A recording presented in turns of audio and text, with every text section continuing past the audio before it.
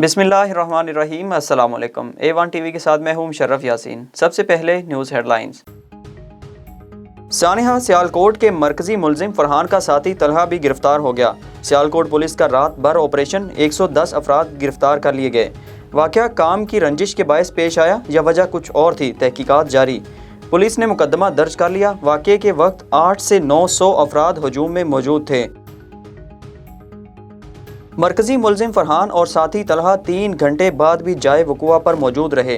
धड़ल्ले से एतराफ़ जुर्म भी करते रहे। फैक्ट्री मालिक शहबाज भट्टी का कहना है, मैनेजर के खिलाफ कोई शिकायत नहीं थी। पुलिस को बर वक्त इतला दी, लेकिन पहले नफरी कम आई। जब मजीद अहलकार पहुंचे तो मैनेजर कत्ल हो चुका था।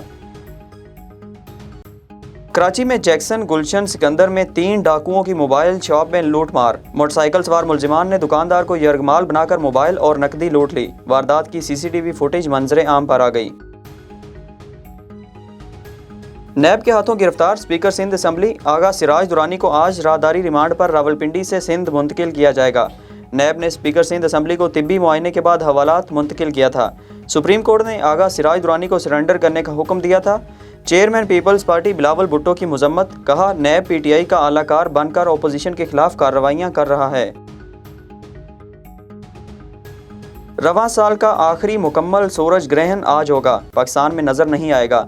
महकमा मौसमियात के मुताबिक आगाज़ पाकिस्तानी वक्त के मुताबिक सुबह 10:29 पर होगा। मुकम्मल ग्रहण दोपहर 12 बजे लगेगा, जबकि इसका एहतमाम 2:37 पर होगा। बरतानिया में ओमिक्रॉन के मजीद 75 केसेस सामने आ गए। नेशनल हेल्थ सर्विस के मुताबिक बरतानिया में ओमिक्रॉन से मुतासरा अफराद की तादाद 104 हो गई। बरतानिया के 8 मुख्तलिफ इलाकों में इस वक्त ओमिक्रॉन मौजूद है। अमेरिका में ओमिक्रॉन के केसेस सामने आने के बाद स्टॉक मार्केट्स में शदीद मंदी। आलमी मार्केट में तेल की कीमत में 40 सेंट कमी। S&P 500 इंडेक्स में 38.71 पॉइंट्स की कमी।